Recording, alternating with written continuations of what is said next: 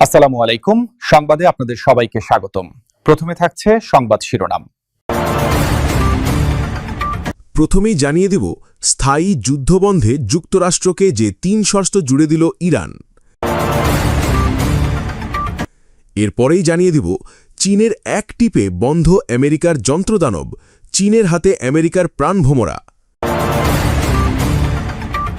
সর্বশেষ জানিয়ে দিব, মার্কিন নিষেধাজ্ঞার জবাবে কড়া হুঁশিয়ারি চীনের, পাল্টা সংঘাতের আভাস।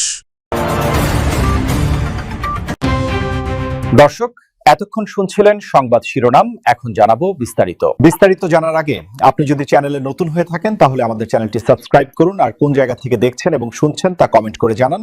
ভিডিওটি ভালো লাগলে একটি লাইক দিন। মধ্যপ্রাচ্যে উত্তেজনা প্রশমনে প্রথম দফার আলোচনা ভেস্তে যাওয়ার পর দ্বিতীয় দফার আলোচনায় যুক্তরাষ্ট্র আগ্রহ দেখালেও বারবার তা প্রত্যাখ্যান করেছে ইরান। তবে এবার পরিস্থিতি নতুন মোড় নিয়েছে। আলোচনায় বসা এবং স্থায়ীভাবে যুদ্ধ বন্ধের জন্য ৩টি শর্ত সামনে এনেছে তেহরান। কিন্তু কি রয়েছে সেই শর্তে, যা অবসান ঘটাতে পারে মধ্যপ্রাচ্য উত্তেজনার?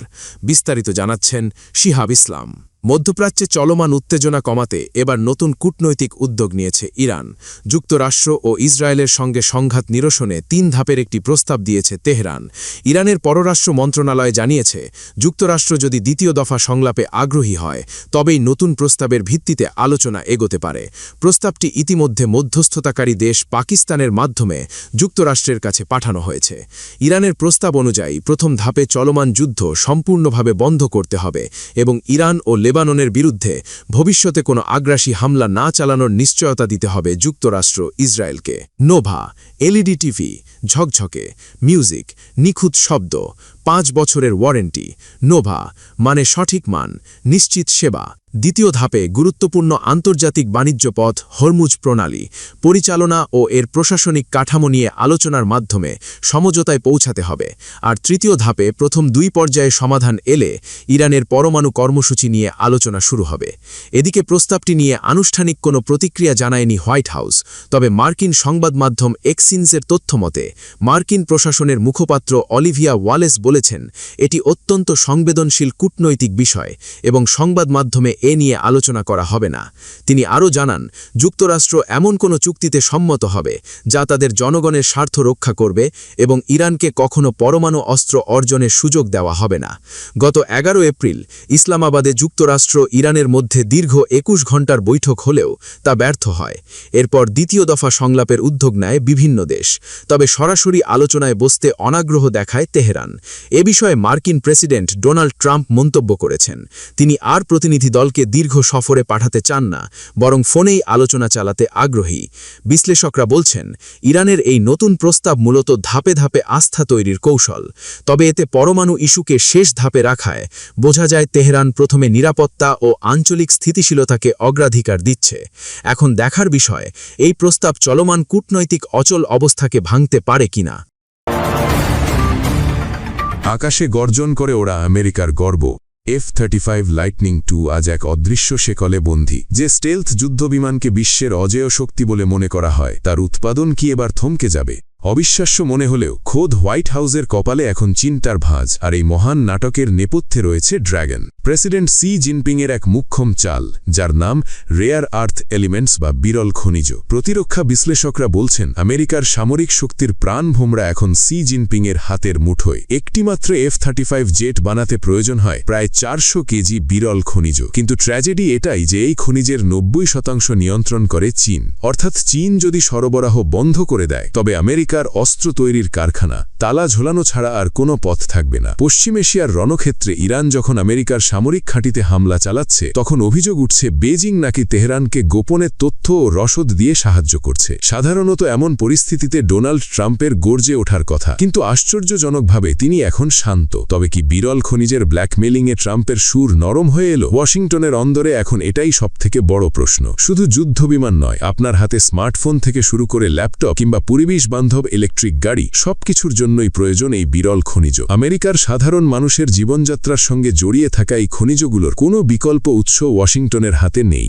এই নির্ভরশীলতাই এখন ট্রাম্প প্রশাসনের জন্য গলার কাঁটা হয়ে দাঁড়িয়েছে। মিউজিক। আগামী বছরের 1 জানুয়ারি থেকে আমেরিকায় কার্যকর হতে চলেছে এক কঠোর সামরিক আইন, যেখানে বলা হয়েছে সামরিক সরঞ্জামে চীনা খনিজের ব্যবহার কমানো হবে। কিন্তু প্রশ্ন হলো, চীন ছাড়া আর এই খনিজ আসবে কোথা থেকে? বিশ্লেষকদের দাবি, এই আইন কার্যকর হলে লকহেড মার্টিনের মতো সংস্থাকে F-35 উৎপাদন পুরোপুরি বন্ধ করে দিতে হতে পারে। 2025-এ ক্ষমতায় আসার পর চীনের ওপর যে শুল্কের পাহাড় চাপিয়েছিলেন ট্রাম্প, মাত্র কয়েক মাসের ব্যবধানে তা অবিশ্বাস্যভাবে কমিয়ে আনা হয়েছে। কেন এই পিছুটান? উসান শহরে সি জিনপিংয়ের সঙ্গে 2 ঘণ্টার রুদ্ধদ্বার বৈঠকের পর ট্রাম্প যখন G2 বা 2 দেশের বন্ধুত্বের কথা বলছেন, তখন স্পষ্ট হয়ে যাচ্ছে যে বিরল খনিজের অভাবে ট্রাম্পের বাণিজ্য নীতি এখন অনেকটাই নমনীয়। মিউজিক। আমেরিকা কি তবে হাত গুটিয়ে বসে আছে? খবর মিলেছে গুয়া প্রদেশে আরোই অ্যালয় নামক একটি সংস্থা চীনের বাইরে বিশ্বের বৃহত্তম পরিশোধনাগার গড়তে হাত লাগিয়েছে। 2027 নাগাদ তারা হয়তো কিছুটা খনিজ সরবরাহ করতে পারবে, কিন্তু প্রতিরক্ষা বিশ্লেষকদের মতে পেন্টাগনের বিপুল চাহিদার তুলনায় তা সাগরে এক ফোঁটা জলের মতো। চলতি বছরের মে মাসে চীনে পা রাখছেন ডোনাল্ড ট্রাম্প। সেখানে সি জিনপিংয়ের সঙ্গে মুখোমুখি বৈঠকে কি কাটবে খনিজ জট, নাকি আমেরিকার দাদাগিরি চিরতরে খতম করতে জিনপিং তার খনিজ জাদুকাঠি ব্যবহার জারি রাখবেন?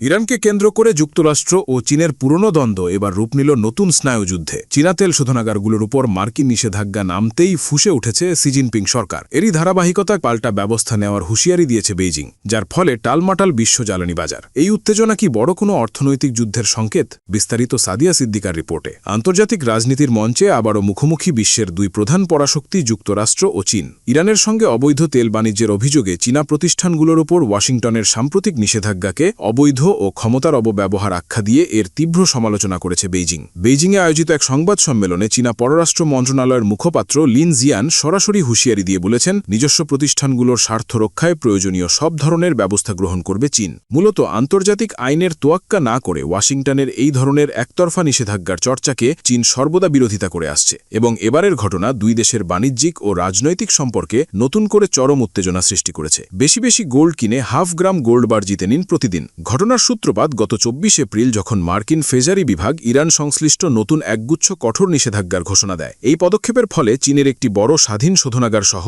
যাকে আন্তর্জাতিক জ্বালানি বাজারে সাধারণত টিপট রিফাইনারি বলা হয়, প্রায় 40টি অতিরিক্ত প্রতিষ্ঠানকে কালো তালিকাভুক্ত করা হয়েছে। বিশেষ করে চীনের শানডং প্রদেশের এই শোধনাগারগুলো এবং হেংলি পেট্রোকেমিক্যাল রিফাইনারি কোম্পানির বিরুদ্ধে ইরানের সঙ্গে অবৈধ তেল বাণিজ্যে জড়িত থাকার সুনির্দিষ্ট অভিযোগ এনেছে ওয়াশিংটন। মার্কিন স্টেট ডিপার্টমেন্টের মুখপাত্র টমি পিগট দাবি করেছেন, ইরানের তেল বাণিজ্যের হ্রাস টেনে ধরার লক্ষ্যে এই কঠোর ব্যবস্থা নেওয়া হয়েছে। তবে বেইজিং এই পদক্ষেপকে যুক্তরাষ্ট্রের দীর্ঘমেয়াদী আইনি এখতিয়ার বহির্ভূত আচরণ হিসাবে বর্ণনা করে এর কঠোর প্রতিবাদ জানিয়েছে। মুখপাত্র লিন জিয়ান যুক্তরাষ্ট্রকে এই ভুল পথ থেকে সরে আসার আহ্বান জানিয়ে স্পষ্ট করে দিয়েছেন, বেইজিং তার কোম্পানিগুলোর বৈধ অধিকার ও স্বার্থ রক্ষায় দৃঢ় প্রতিজ্ঞ। চীনার মতে, আন্তর্জাতিক বাজারে নিজেদের একচ্ছত্র আধিপত্য বজায় রাখতেই যুক্তরাষ্ট্র বারবার চীনা প্রতিষ্ঠানগুলোকে লক্ষ্যবস্তু বানাচ্ছে, যা প্রকারান্তরে বিশ্ব বাণিজ্যের স্থিতিশীলতাকেই নষ্ট করছে। রিয়াজুল খালিকের প্রতিবেদনে জানানো হয়েছে, এই উত্তেজনার ফলে আন্তর্জাতিক জ্বালানি বাজার এবং সরবরাহ শৃঙ্খলে বড় ধরনের বিপর্যয় নামার আশঙ্কা করছেন বিশেষজ্ঞরা। বিশেষ করে ইরান যুদ্ধের প্রভাবে মধ্যপ্রাচ্যে যখন চরম অস্থিরতা বিরাজ করছে, তখন চীনের তেল শোধনাগারগুলোর উপর এই আঘাত বেইজিং ওয়াশিংটনের মধ্যকার কূটনৈতিক সংকটকে আরও ঘনীভূত করল। বেইজিং ইতোমধ্যে ইঙ্গিত দিয়েছে, তারা এই ধরনের অবমাননাকর আচরণ মুখ বুঝে সহ্য করবে না এবং প্রয়োজনে পাল্টা আইনি বা শক্তিশালী অর্থনৈতিক পদক্ষেপ নেবে।